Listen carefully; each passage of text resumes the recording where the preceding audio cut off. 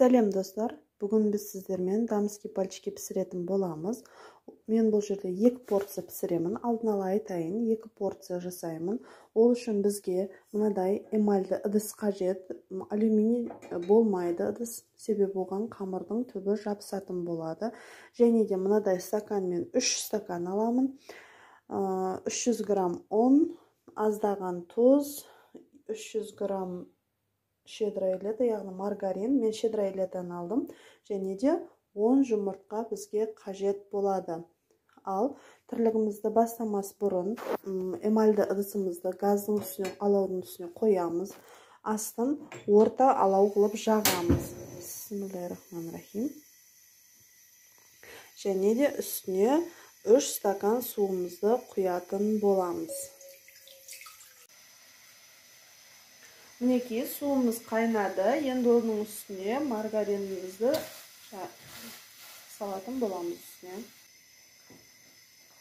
Мінекей, маргариніміз жақсылап еріп алды. Енді осының үстіне аздап 0,5 шай қасықпен тұз саламыз дәміне қарай.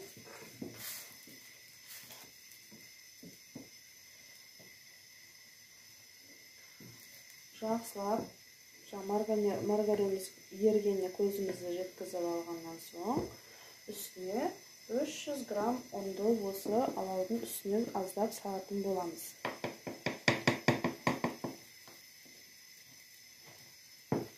Бір қолымызбен қозғап тұрамыз жылдамдықпен. Қамырымыз пісіп қалмау керек, бірден комок болып. Және алаудың астын өшірмейміз, төмен алауға қоямыз. Және ыстық күйінде сол алаудың үстінде жақсылап қозғап араластырамыз.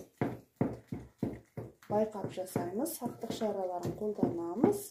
Қолымыз күйіп қалмауы қажет.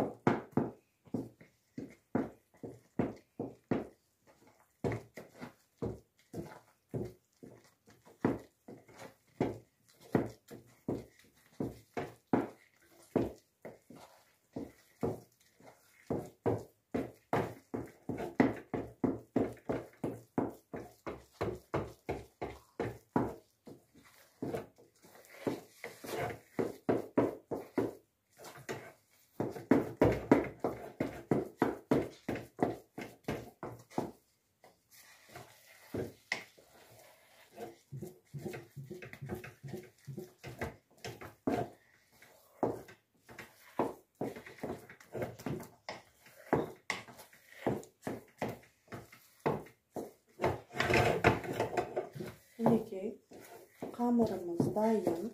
Енді алаудың астын өшіреміз. Бірақ қамырымызды сонда да қозғап тұрамыз, себебі оттың өзінің ыстығына асты жабысып күйіп қалмау қажет.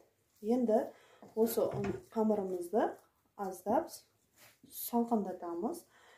Тоңазытқышқа қоюға болмайды.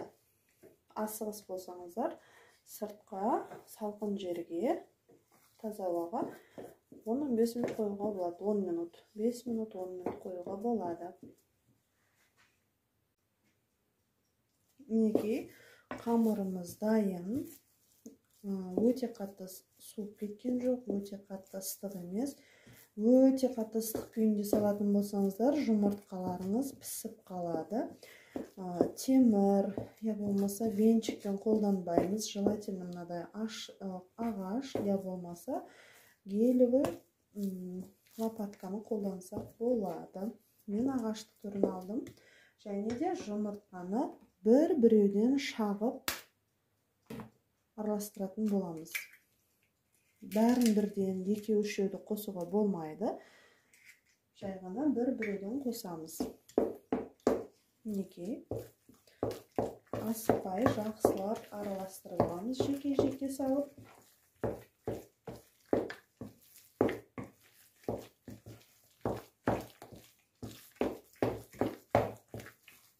Қамырдың өзі жұмыртқаны сорып алады. Өзіне сіңіріп. Қазір қамыр күйінде болғанмен, өзінің мен басында айттым ғой, 2 порция жасап жатырмын деп. сол өзінің мөлшеріндегі жұмыртқаларды қосып болған соң қамырымыз өте қатты сұйық та болмайды, өте густой да болмайды, яғни қою да болмайды. Әдемі қамыр шығуы керек. Мінекей, бір жұмыртқамызды жақсылап араластырып алдық. Енді келесіне осы бағытпен біздер 10 жұмыртқаның барлығын да салатын боламыз.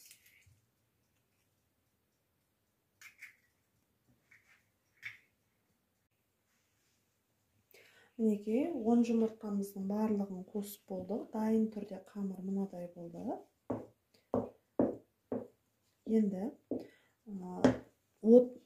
печкамызды 200 градусқа алдын ала қойып қойдым. Табанымыздың үстіне былай пергаментный бумага қағазын төсейміз.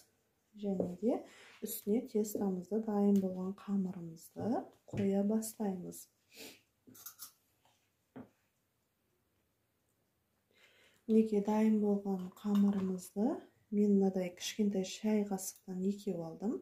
Сіздер дайын қалташалылар бар, арнайы пальчиктерге арналған. Соны кесіп, сонымен жасауға да болады. Мен шай қасықты алдым. Осылай қамырымызды, мен пергаментный қағазымызды алдыға майлап алдым аздап. Қасықпен осылай азғана мөлшерде, өте аз емес, өте көп емес. Және диаметрінің айналасы 4-5 см бір-бірінен алшақта болуы шарт. Себебі бұл өте қатты іседі. Көтерілген кезінде бір-біріне жабысып қалмауы қажет.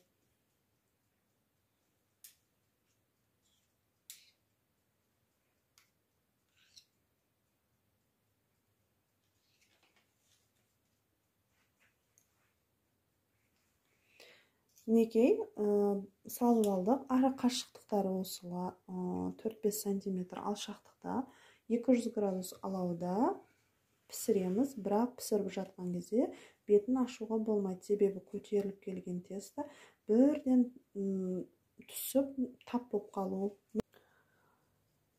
Мінекей, дайын пальчиктеріміз осындай қып-қызыл әдемі болып піседі. Енді осыны осылай мата дастарханның үстіне қойып шығамыз.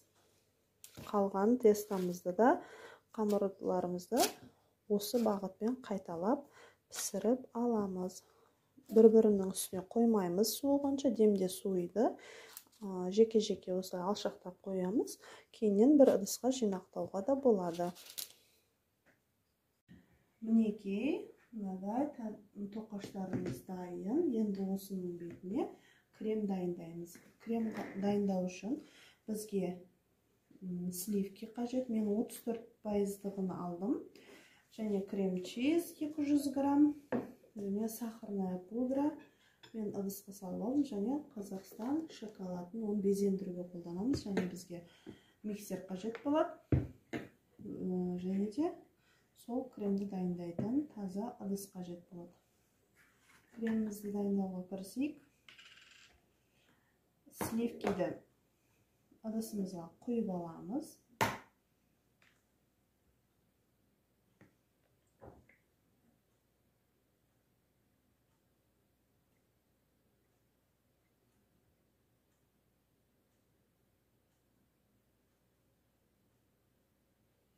Мен 2 порцияға болғандықтан мен сливкидің барлығын құямын.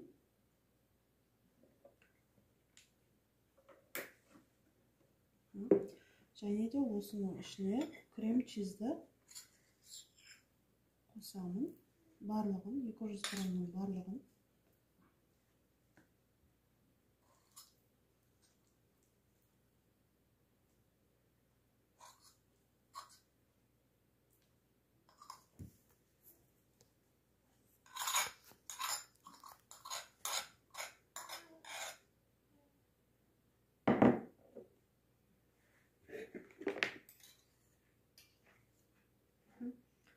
Салып алдық крем-чизімізді. Енді осыны біраз айналдырып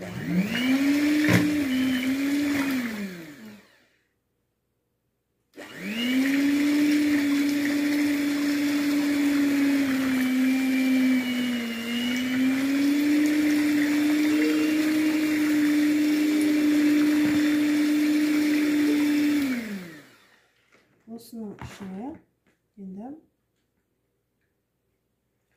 сахарный пудра қосамыз.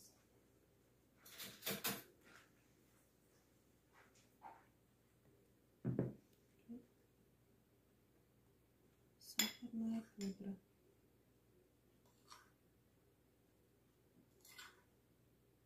Креміміз өте сұйық болмау керек, және өте де қою болмау керек. Шамалап қосамыз.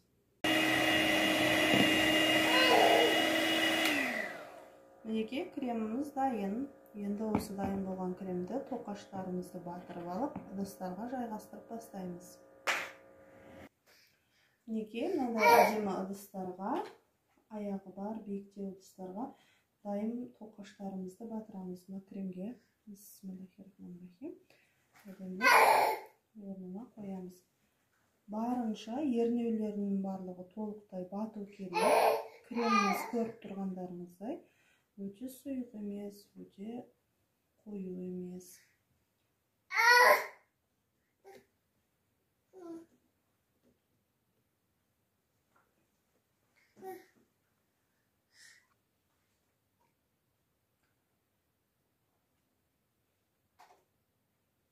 Мінекей, бір ыдысымызға жақсылап қойып алып, дәл осы әдіспен қалған ыдыстарымызға да дәл осы әдіспен салып аламыз.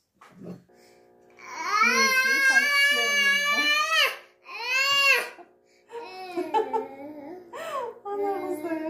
пальчиктеріміз мінекей дайын. Енді осының бетін мынадай Қазақстан шоколадты мен мынадай пакетке сындырып салып, қайнаған суға салып, ертіп бетін безендіретін боламын.